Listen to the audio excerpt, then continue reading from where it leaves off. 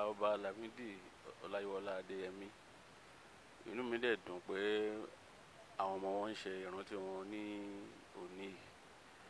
Bàbá tó fẹ́ràn gbogbo wa ni. Kò sì sí ẹni tí ó súnmọ́ bàbá. Wọ́n sọ pé òun ò jàǹfààní kan àbí méjì láti ara bàbá. Kò sí nǹkan tí òun wá lára bàbá tí ò lè rí.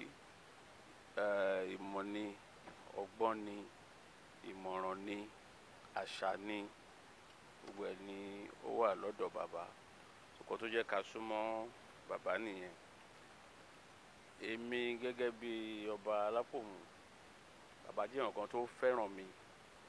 Torí láti ìgbà tí mo ti dúró yìí, mo ti gbé bàbá wá sí Apomu ní ẹ̀ẹ̀mejì. Bàbá ò kí ń fi mí ṣeré, èmi náà ò dẹ̀ kí ń fi wọ́n ṣeré. K'Ọlọ́run kó dẹlẹ̀ fún wọn. Orílẹ̀ tá ṣe lénìí yìí, k'Ọlọ́run kó fún àwọn ẹbí wọn lágbára láti máa ṣe ní ọdọọdún. Ṣé èmi ni Oba Kayode Adenekan Afolabi, àtúnyẹ̀bí kejì Alapomu ti ìlú Apomu ní ìpínlẹ̀ Ọ̀ṣun.